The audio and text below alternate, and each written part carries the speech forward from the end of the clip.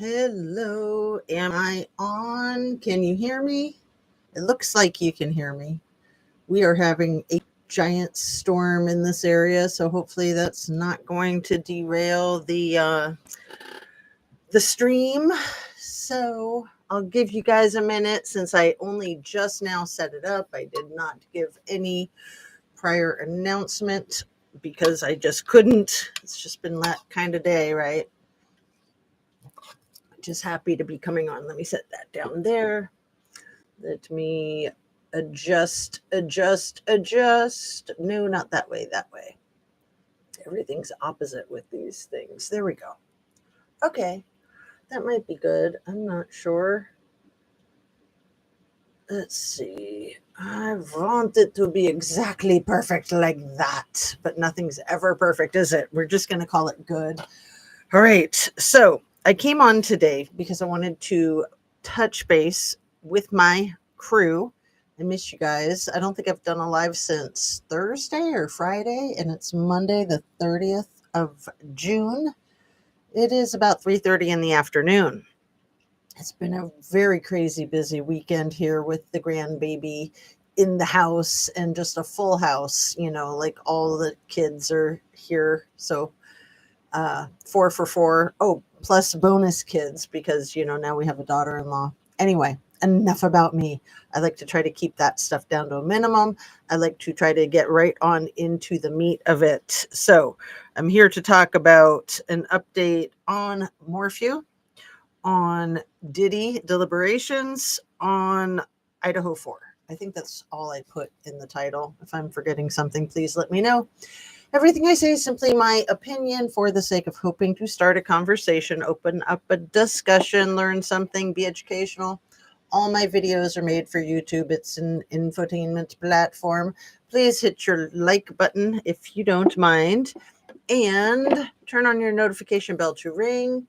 Share a video of mine with somebody that you think might like my channel, and make sure you're still subscribed if you are subscribed. And if you're not, please consider doing so.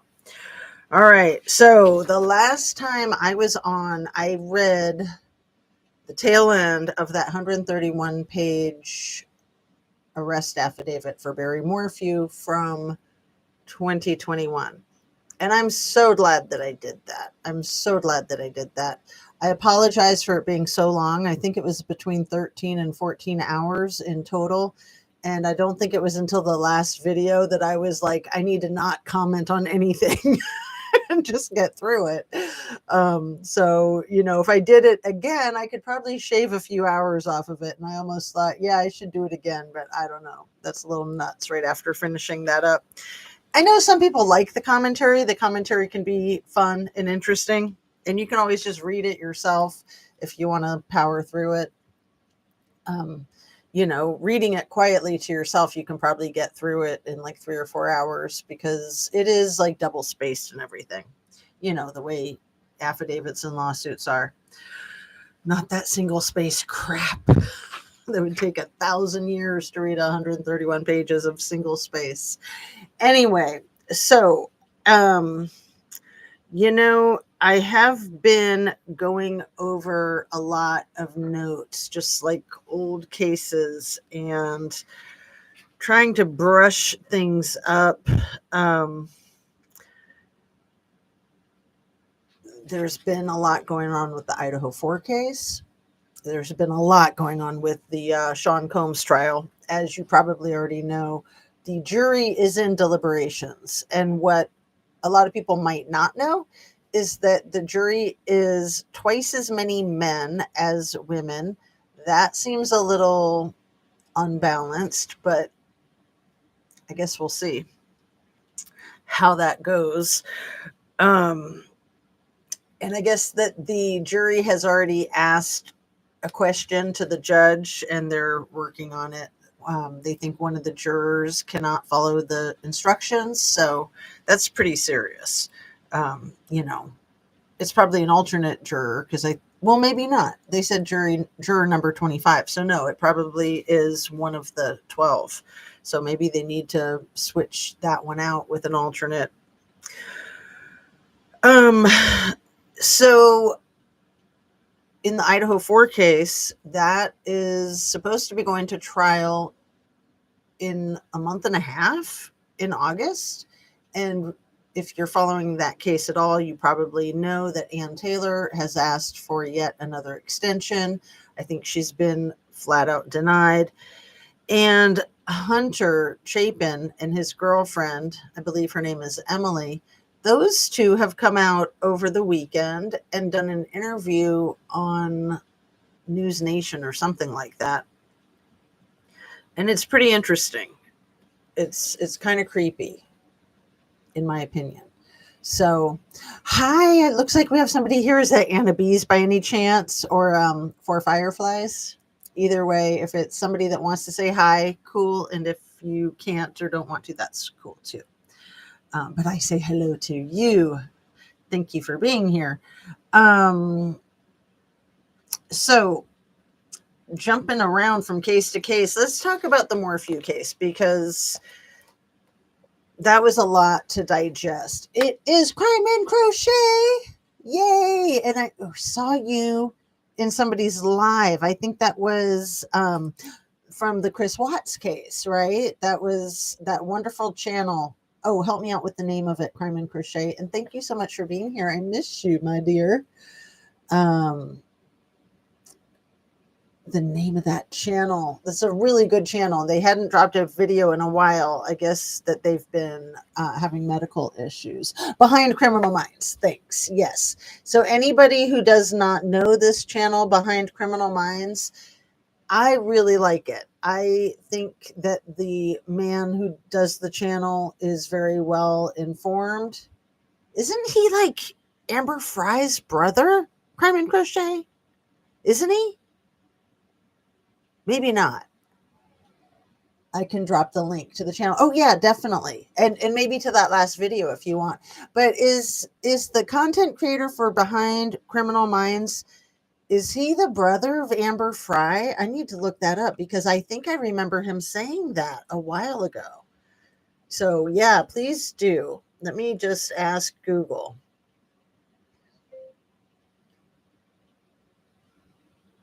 Amber Fry's brother.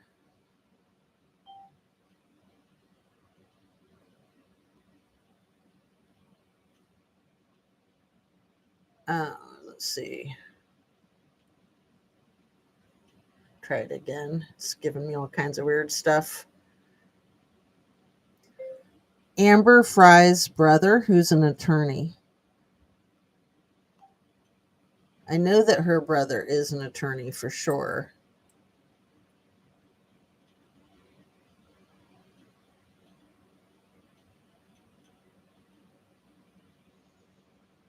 And it says there's no information.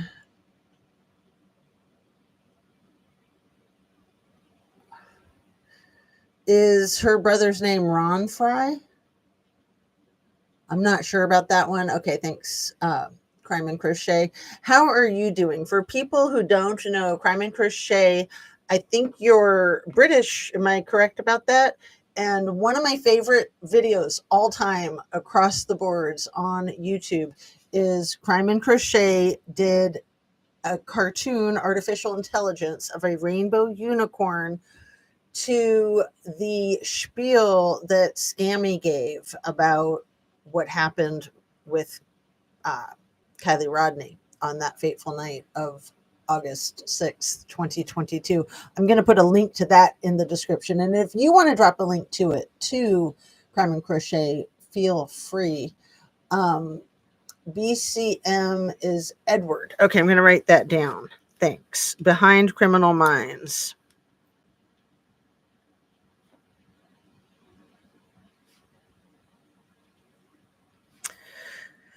Edward.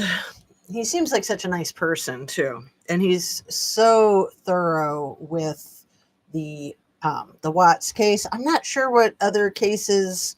Didn't he cover Kylie Rodney? Pretty sure he did, but I might be getting that confused with someone else too.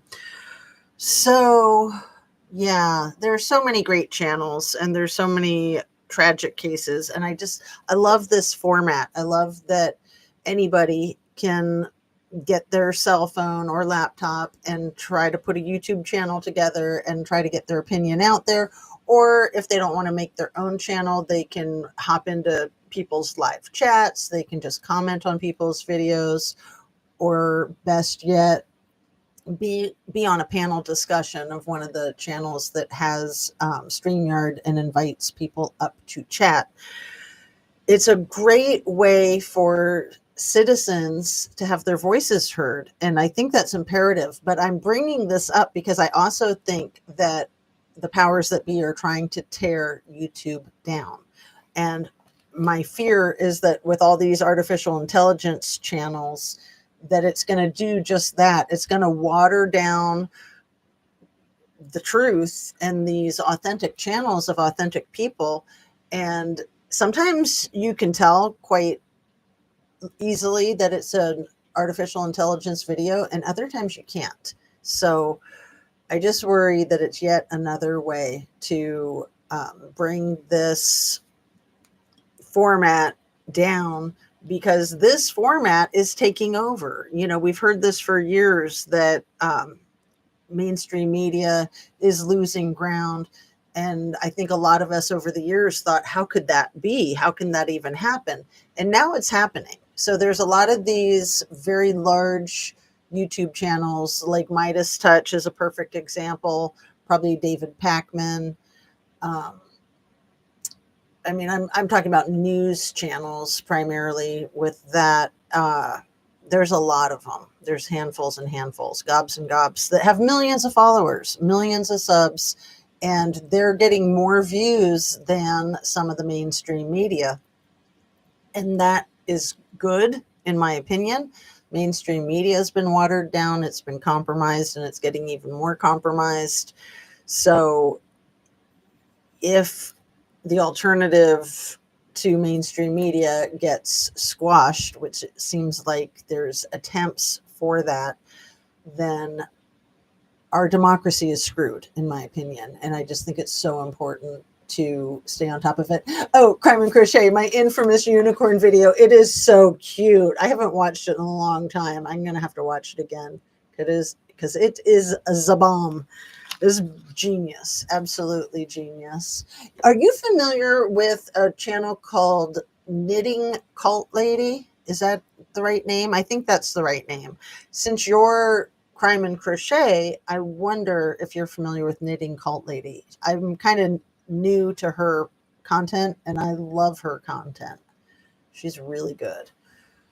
No, not familiar. So I don't know if you're into the whole political thing. A lot of her stuff is political rather than true crime, but she grew up in a cult and then she joined the army. She was a captain in the army, and she's been knitting since she was 7, and she just talks very straightforward. Oh, and she writes books, and she's just like got a lot of energy. She's probably in her late 30s. She's a mom, she's married, and she just knits constantly and makes videos constantly, and I'm fascinated with her. So I'd check her out. I've pretty much moved away from true crime myself. Well, what are you focusing on? Are you focusing on like art, or are you focusing on other stuff? Because I don't know where you stand, if you stand anywhere in politics, since you're I think British, right? And I've become very politically motivated. Most of my videos since the election have been, I'll just say it, very anti-Trump, right? So anybody who has an issue with that, and some of my viewers do, and they still like me, but they don't watch, or when they do, it's just awkward. So, you know, and I'm okay with that. It's hard to navigate those changes as you make them. And it's like, I certainly don't want to offend anyone. I really don't want to offend anyone, no matter what their stance is. You know, we're all just people, and I like to be open-minded about different opinions. At this point with our politics and global politics, it just seems freaking deranged. And my problem with it is that Donnie, as I like to call him, you know, I always want to speak in code, he's been like blowing up the world ever since Elon blew him up on X with the post like 3 weeks ago now, maybe ish, where he put up the post that said you're never going to see the X Files, the E Files, the Epstein files will never be released, and the reason is because Trump is in them. So Elon put that post up, and then the next day or a couple of days later, he put one up that said something to the effect of, I won the election for you, and you know that that's true. But it kind of seemed to me, in my opinion, like he was alluding to, like, I stole the election for you. So that puts a different slant on it. But ever since then, you know, it was after that the whole thing in Los Angeles started.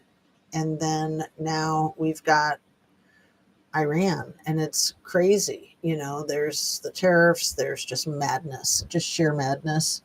I got wrapped up in the drama community. I don't know what this is. GORL. I don't know. Is that a mistype, or is that a word that I'm unfamiliar with? Let me see. And I so much appreciate you being here. So, like I said, if my political stance is offensive, I don't want that to get in between us. It's something like that.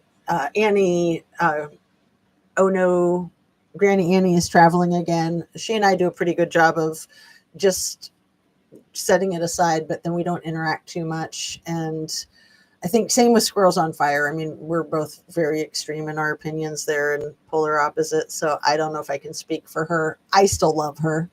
But yeah, when she comes into my chats, I don't want to talk about this stuff because it's awkward. Because she's, like I said, on the other polar opposite extreme end. Covers Amber Lynn Reed in Foodie Beauty. Okay. Amber Lynn Reed. I know that name. Foodie Beauty. Huh. Interesting. I'll have to check out that channel. I've never heard of it. GOR. It's kind of like Girl World. I got wrapped up in Girl World, then Drama Community, but I'm a free spirit now. I watch what I want to watch. Yes, I'm in the UK. Yeah, so I'm convinced. Let's go back a minute to, the Diddy trial. We know that that's in deliberation right now. So a couple of weeks before the Diddy trial started, Virginia Giuffre passed away by self-inflicted, right? Self-induced, to use J.P. Miller's ridiculous Freudian slip.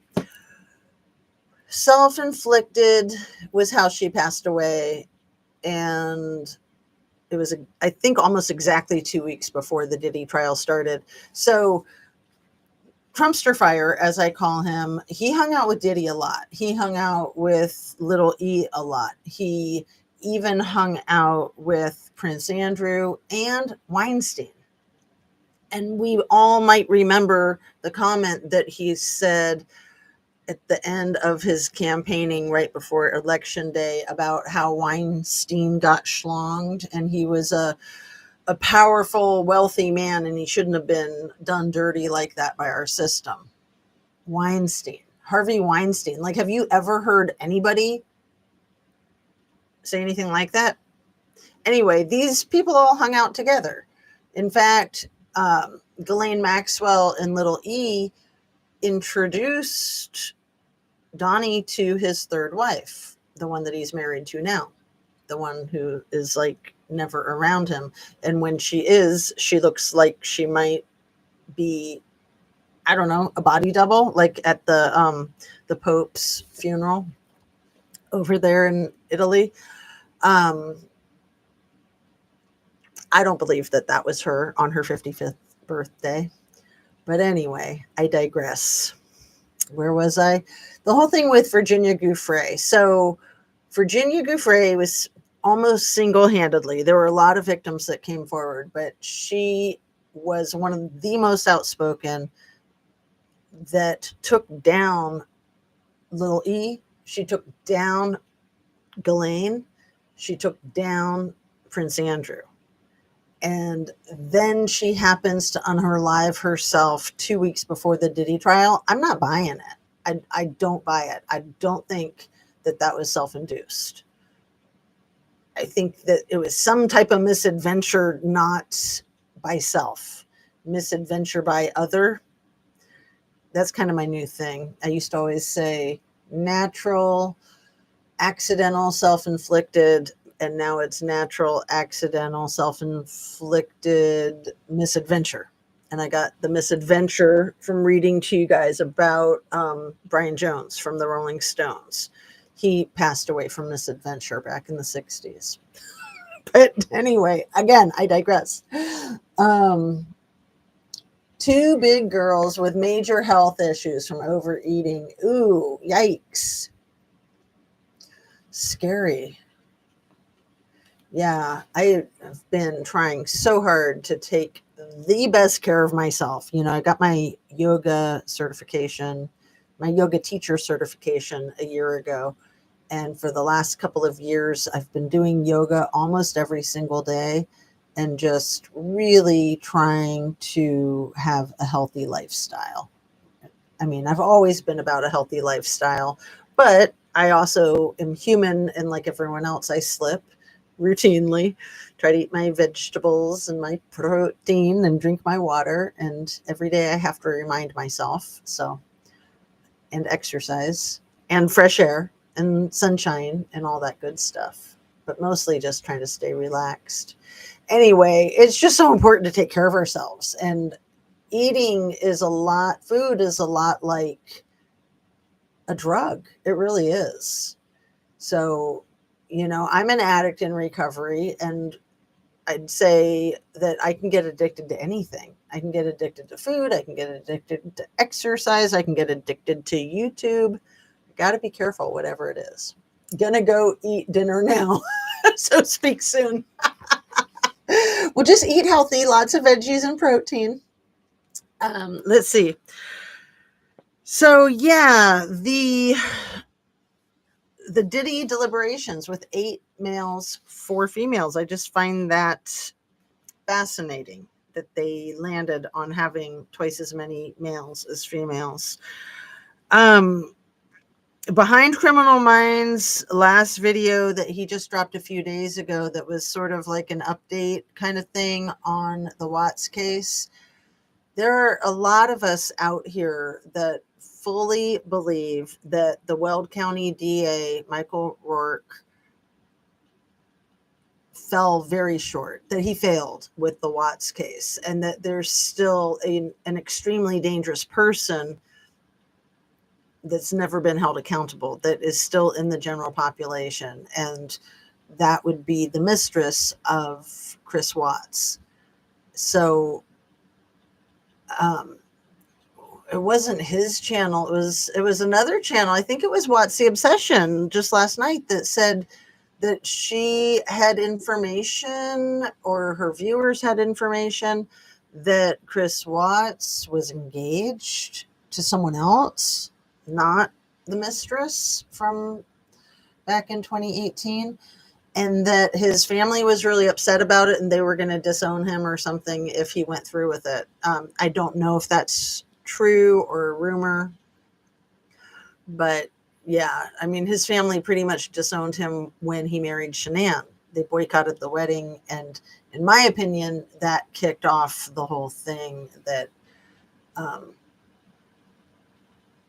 eventually evolved into the actual physical red rum of the wife and the kids. I think that his parents have a lot to do with that psychologically, not physically, but psychologically. Good afternoon. Good to see you here again. Hey, K-Mac. Nice to see you too. Thanks for coming in. And how's your day going? So I'm just kind of trying to brush up touch base on the cases that are currently undergoing changes, like the Diddy trial that just wrapped up and the jury's in deliberation, the Trumpster fire distraction of tariffs and war and fighting, infighting, outfighting, all kinds of fighting, fight, right? And you do have to fight for peace, but the Idaho 4, with that trial potentially starting next month. Well, we're at the very end of June, so after July, sometime in August, I think August 18th is when they're saying that trial is going to start. I honestly never thought that it would go to trial. I honestly thought that Koberger would get Epsteined. So I don't know. But Hunter and his girlfriend Emily, who were the friends that were summoned that called 911 on the morning of the Idaho 4 slaughter, spoke over the weekend in an interview. I think it was with News Nation. It might have been MSNBC or something like that. And I watched a Jewels of All Trade about it that I think she just dropped today, where she put it into words for me. I couldn't quite go there, but she said Hunter looks sick in the video, and I'll put a link to her video in the description. It's kind of a short one. It's just like 16 minutes or something, but he looks very sick. He does not look like the person that we saw, say, with the zip ties on his wrist, hanging out with Kaylee when she was being harassed by the Moscow PD, trespassing, coming to her back door when there had been no noise complaint. He doesn't look like that guy at all. He looks really gaunt. And of course, he's a couple of years older, 2.5 years older. And of course, when you lose 4 friends in a tragedy like that, and you're that close to the tragedy, that's going to eat at you, so to speak. But he looks very gaunt. And I'm wondering if it could be rugs. It could be depression. That was sort of what Jules, I think, attributed it to. It could be a lot of things. And my guess is that the truth is not going to come out in that case, and that there's a lot of covering up, and I don't know. That's not going to serve individuals well. It might serve the university well. It might serve the athletic department well. It might serve their Greek system well. It might serve the local government well, but it's not going to serve the individuals well or their families. So that's my concern. Day going pretty good. It's hot. I'm lazy. Just ate breakfast, and it's 12:59 in Oregon. Oh, you're all the way over there in Oregon. Cool. Yeah, it's about 3:59, so almost 4 o'clock here in Ohio.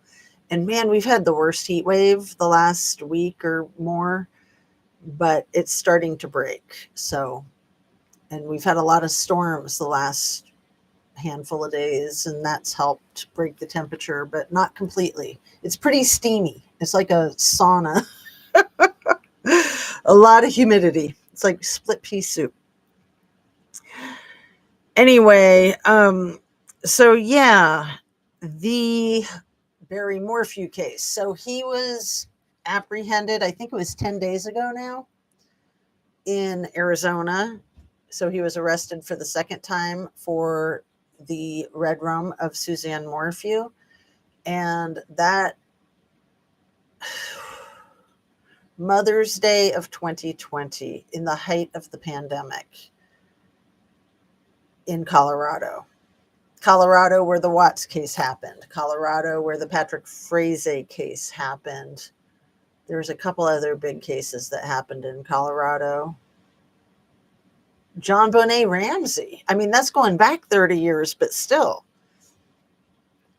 these are extremely traumatic cases that the authorities definitely get a secondary PTSD, post-traumatic stress disorder, from being in their profession and being that close to some hideous, heinous, nightmare types of people and situations, and then maybe not a completely straight and narrow law enforcement either.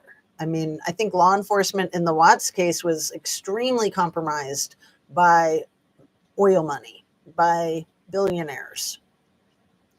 We all know that our judicial system is very lax on the super wealthy. They can pretty much buy themselves out of any trouble whatsoever. And there is, in the Barry Morphew, Suzanne Morphew homicide, a couple of things that I thought about over the weekend that I don't think I really mentioned during the reading of the 131-page affidavit. That's a 6-part series that I did last week, just over the course of like 2 days or 2.5 days. It was a lot, but I'm really glad I did it. And I hope that people share it with other folks that are interested, because I know a lot of people are interested and aren't learning about it. The 5-page grand jury indictment that he was arrested on kind of summarizes the 131 pages, but it's really, the devil is in the details, and it's the nitty gritty of every word that Barry spoke, that he hung himself with, that the law enforcement was very deliberate and brilliant with bringing it back around to let himself spear himself on his own sword, basically. So, a couple of things that were left out of all of that information, and it was left out of the 131-page affidavit too. It was left out of, it's just been left out of the Morphew case, and that's the fire department.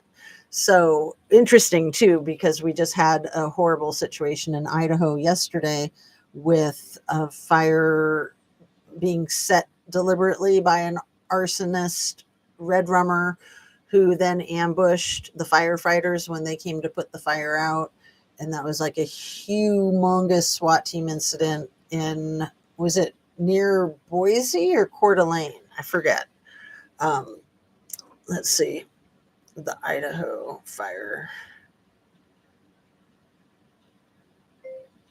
firefighter ambush. So sad. I'm like, who would do that to firefighters? Like, what? Okay, by Coeur d'Alene. I'm glad I looked that up. The town that Jack DeCour started. In the Idaho 4 case, if you don't remember, Kaylee G's boyfriend, Jack DeCour, is an old family in the area, and he might be he's at least second, if not third generation of legacy student at the University of Idaho, like so many of them are.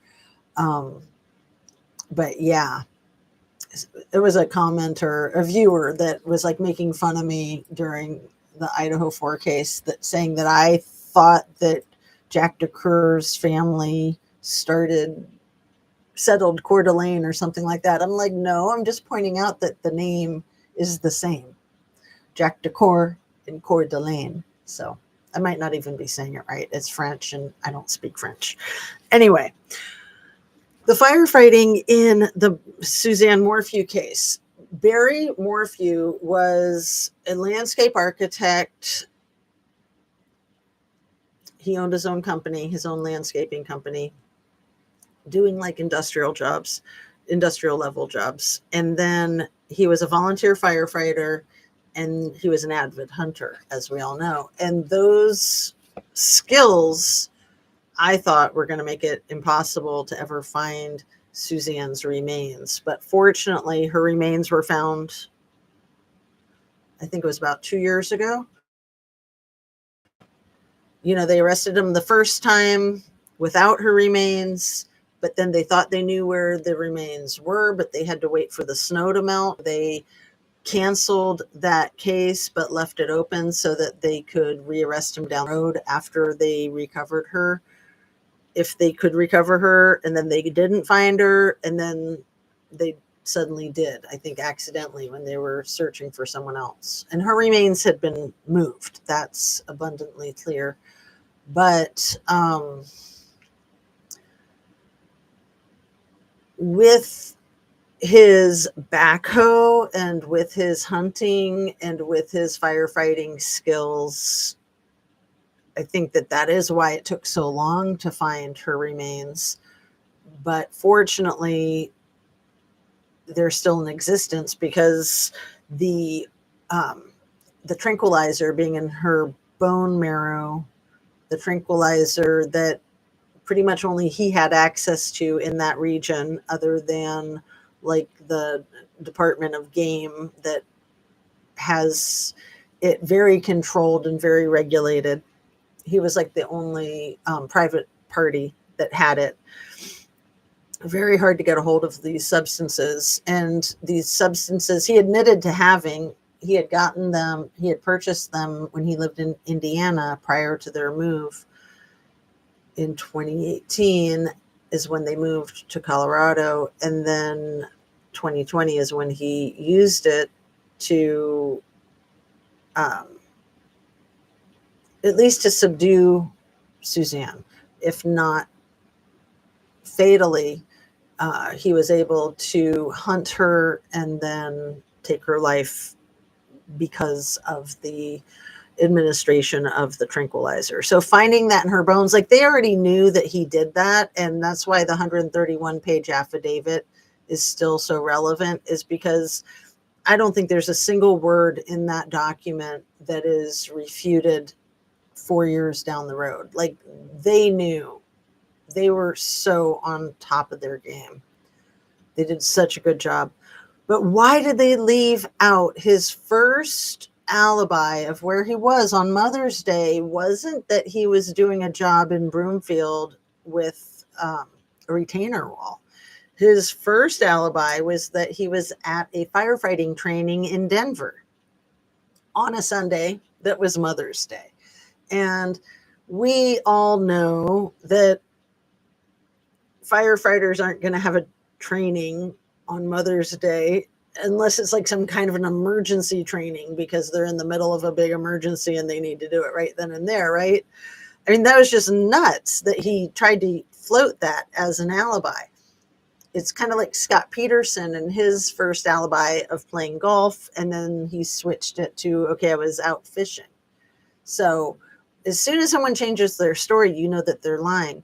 But why is the fact that he had this initial alibi that was easily proven wrong, and then when he was confronted that there was no firefighting training in Denver on Mother's Day, out with this whole other alibi, and the first alibi gets ignored. It gets ignored that he changed alibis. But more so than that, there is also in the 131-page affidavit and in the 5-page grand jury indictment that they arrested him on 10 days ago, there's no mention of him dating someone prior to the homicide. And back when this was happening in real time, there were rumblings on the streets of YouTube and all the Facebook groups about Suzanne Morphew and her disappearance, that Barry Morphew was dating a 29-year-old woman that was also a volunteer firefighter named Allison. And her last name was out there in the public arena because I and others like me looked her up on Facebook. And she was a pretty young woman. She looked a lot like Suzanne, just like Shosho looks a lot like Suzanne. Barry definitely has a type. And she mostly on her Facebook was herself with horses. Like she loved horses. So she was probably owned a horse and was probably a dedicated horse owner and rider. I already said owner. Horse aficionado, horse husbandry. I don't know what you call it. I'm not a horse person. I mean, I love horses, don't get me wrong, but I've never had the luxury of owning a horse. That's kind of something that is expensive. It's very expensive. It's not something most people can do. So anyway, this girl Allison, or this young woman, this 29-year-old woman that Barry met while being a volunteer firefighter, that he was allegedly dating, any mention of her or anybody else that he might have dated prior to the homicides is virtually non-existent. And it makes a big difference to me, because we know that being a cheater does not make one an unaliver.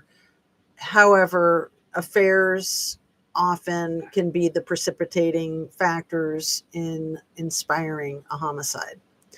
So the whole theory around Suzanne Morphew's demise is that Barry suspected that she was having an affair, and then he had it confirmed that she was having an affair on that day that he took her life, which is believed to be the day before Mother's Day on May 9th of 2020. And it's my belief that him having an affair prior to that is also going to contribute to the straw that breaks the camel's back, you know. So the evidence is put forth that Barry didn't meet Shoshana, the woman that he'd been dating for the last 4 years or so. Hold on one second. That he didn't meet her until 2 months after Suzanne, or that he didn't start dating her until 2 months after Suzanne went missing. 2 months. It's not very long, even if that were true. But she was the house cleaner for his BFF, George, who was also a neighbor. And their story is that they met super romantically at the dumpster. I mean, come on. You can come up with a better story than that, right? We all know not to date people that we meet at the dumpster. That's like unbelievable. Unbelievable. That's like meeting somebody at a crime scene. You know, this is random, but Judge Ito met his wife at a homicide crime scene in Los Angeles. Judge Ito met his wife, going back to the O.J. Simpson case. So his wife was like the chief or the captain of the LAPD. She was Mark Furman's supervisor. She was married to the judge. There was way too much conflict of interest for Ito to have been the judge, but romantically they met at a homicide crime scene. Anyway, back to this case. And I'm distracted because I got a text, and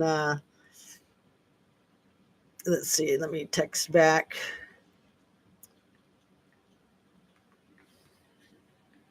One second.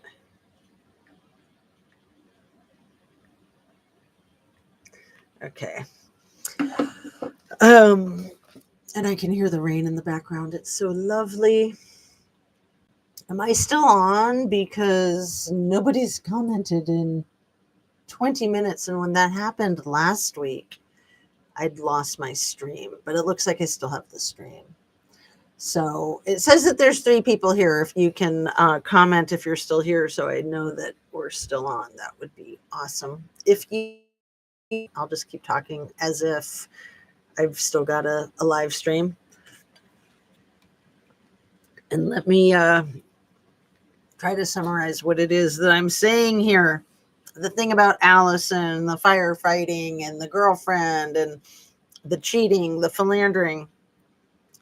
Another thing that I learned over the weekend that I didn't know, I might have known it at some point, but not for a long time, is that, and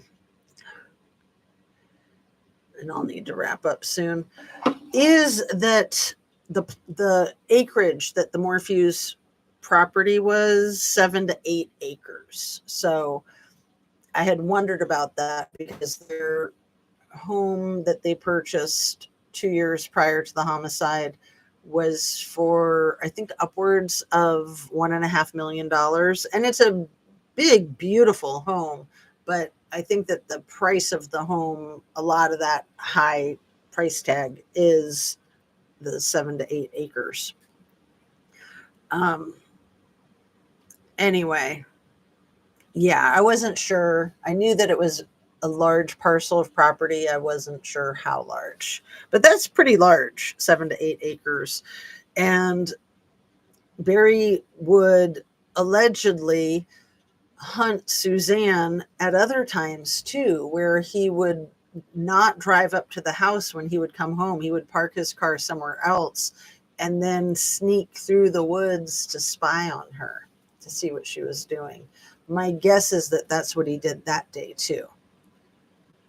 And then probably after he discovered her sexting with her boyfriend or whatever it was, that it was abundantly obvious, and then he chased her around, shot her with the tranquilizer dart, and then he probably moved his car up to the house, is my guess, because her last text, her last proof of life, I think was at like 2:11 in the afternoon, and that was the still shot that she sent to her boyfriend Jeff Liebler.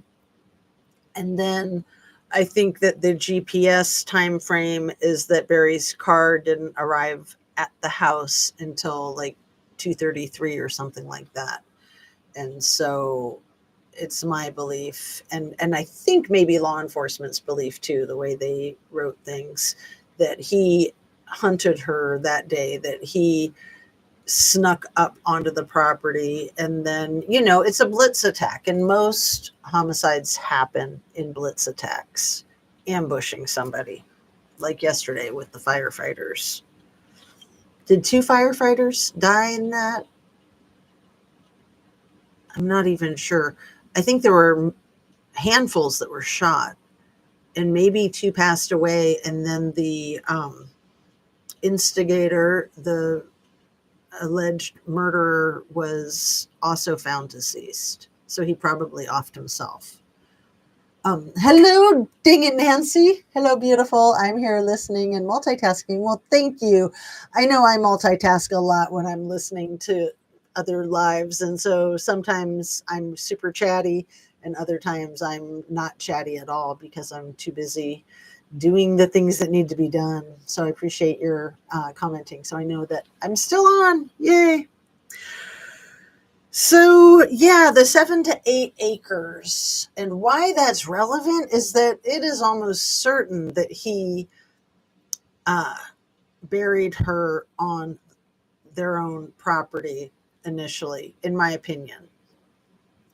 I would think that he would have moved her immediately, like that night, because he did stay up all night.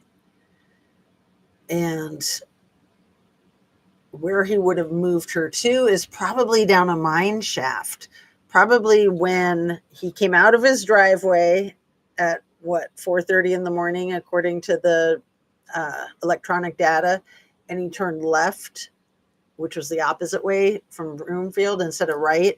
And he says he was following an elk to future hunt it, so he was tracking it. But his story doesn't make sense, and he was down that way for like half an hour, and he basically said that he could see this elk, what turned out to be 2 miles away, which he wouldn't have been able to see it in the dark 2 miles away. And then he didn't turn around for a while because he was looking for a good place to turn around or something. Like, the story just completely didn't add up. So that's probably, we know that law enforcement thinks that that's where he threw her helmet out the window, because it was like between a half mile and a mile down the road, I think, somewhere around a mile down the road. maybe more than a mile down the road. But anyway, that he pitched it out the window when he was tracking the elk. But I'm wondering if he took her remains and put them into a mine shaft too, because then he proceeded to throw away all the evidence. And, he stopped at 5 different trash cans. They have him on surveillance footage at most of these trash cans, like McDonald's, and I'm trying to think what some of the other ones were. Of course, the McDonald's one stands out. I think the trash can at the hotel was one of the 5. And I think he says he threw stuff away down where he turned around as well. So that was another story and another reason why it took him so long. Is like, oh, I was throwing some of the trash out from my car. So his vehicle was full of trash when they first got involved in this whole thing on Mother's Day, on Sunday, May 10th in the evening, when he finally arrived. And then they took his vehicle into evidence, and it was full of garbage, although he says that he stopped at all these different places to empty it of its garbage. And he was asked point blank, well, why didn't you just empty all the garbage into the first place that you stopped? And he had some lame excuse. So, he just has an excuse for everything. And his excuses don't make sense, but he doesn't care. He's just like, yep, that's my story and I'm sticking to it. I mean, he really talks out of both sides of his mouth, especially when he's confronted in these lies. Then he'll just say whatever he needs to say to kind of like put a Band-Aid on it and smooth over it. And even though it doesn't smooth, he just keeps rolling because he's Barry, and that's how you do it. Anyway, where was I with all of that? Yeah, I'm wondering if they might not have been able to go to these trash cans even before they got taken to the dump. But even if they didn't get to them in time and they had to go through all the garbage in the landfill, I'm very curious if and how much evidence they might have been able to recover that they're saving for the trial. And, they confront him very aggressively at McDonald's when he's like pushing stuff down into the garbage can so deep that his like shoulders in the garbage can. And then at one point he has 2 hands in the garbage can, and they ask him, like, what are you doing? Why are you like in the garbage can? Then he's like, oh, it was full. I was just compressing it. That's all. And it's just like, my guess is that was probably the tranquilizer, because although they found the tranquilizer dart cap and they found the tranquilizer gun, I don't think they found any of the actual tranquilizer on his property. So my guess is that that's some of the evidence that he really was trying to bury. And it is ironic or poetic that his name is Barry and he's burying all this stuff. So I'm going to start trying to wrap up. I was really blown away when reading that affidavit from 4 years ago, because somehow I missed it. It was sealed when they first arrested him a year after she went missing. And then about 4 months later, so almost, I think it was 1 year to the day that they arrested him, or roughly. So around May 10th of 2021, maybe it was June. But anyway, the arrest affidavit, the 131 pages, was sealed, and then it became unsealed in September of that year. But I think that I just missed it. I don't think I was aware of the 131 page document, especially because one of the most profound pieces of evidence that's right at the beginning that just blew my mind was a bare footprint in the bucket of the bobcat. And law enforcement noticed that right away. Like as soon as they saw the bobcat, they noticed that there was a bare footprint in the bucket. And then right away they noticed it had a brand new blade and brand new nuts and bolts. So it hadn't been used since the blade and the nuts and bolts had been switched out. So that's just huge. It's absolutely huge. I remember from the very beginning that he was like a little kid with that bobcat. Like wherever Barry went, the bobcat went with him.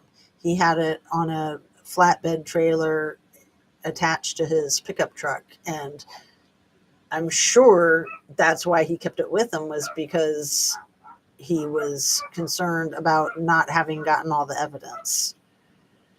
And one more thing I want to say about that case that I don't think I mentioned while reading the 131 pages last week in those 6 videos is that there was not a single fingerprint on the bicycle.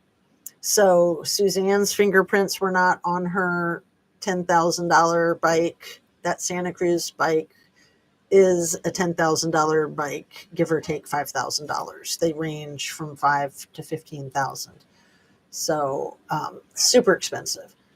And that's why he didn't want to scratch it. That's why he was so careful the way he placed it down at the bottom of that steep incline.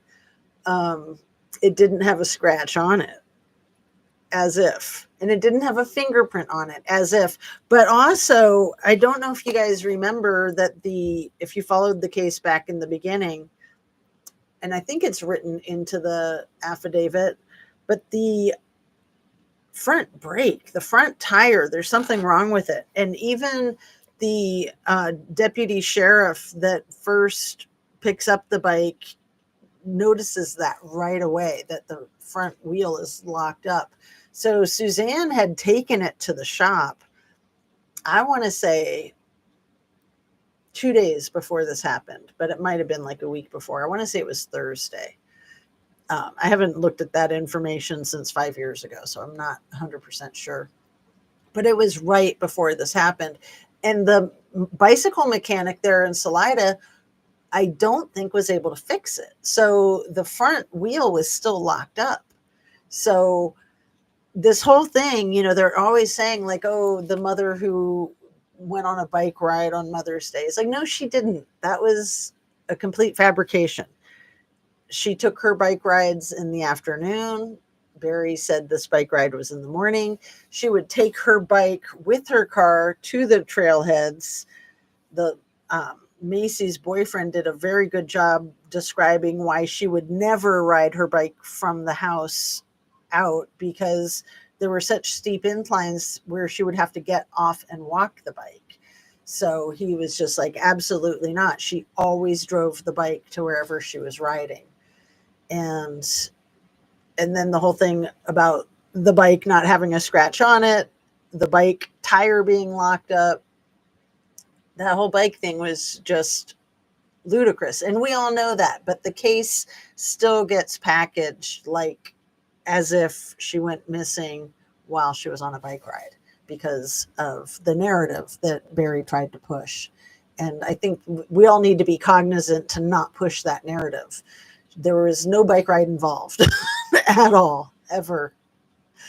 And yeah, especially with her bike being needing a repair. So it was unusable like that. No fingerprints on the bike. So not hers, not the mechanic, not Barry's. But when there's no fingerprints on something, it's been wiped down. That that's evidence that somebody was trying to hide evidence. And I don't know about her bicycle helmet, if there were fingerprints on that or not. I don't remember. But anyway, I do need to wrap up. It's 4:30, and dang it, Nancy says about the little E survivor. I'm wondering if the last picture she was still with us. She has EKG stickers on with jewelry. Yeah, I know. I am very curious about that last picture of Virginia Giuffre. The picture that she put on Instagram where she's bruised up and she says she has 4 days to live. I thought right away when I saw that picture that she was maybe being held captive and was forced to put up that weird post so that people would be prepared for her passing, and then they'd see it as some kind of logical sequence, but it doesn't add up. I don't believe anything about that whole thing. Anyway, I'm going to wrap it. Thank you so much for your comments, Nancy, K-Mac, and Crime and Crochet. Love and light. Have a really great afternoon. Drink your water, eat your protein, eat your veggies, and I hope to get on to do a live each day this week, especially with the Diddy thing cooking, and fingers crossed that there's justice for that billionaire, right? So love and light. Have a great day, and thanks for watching. Thanks for being here. Take care.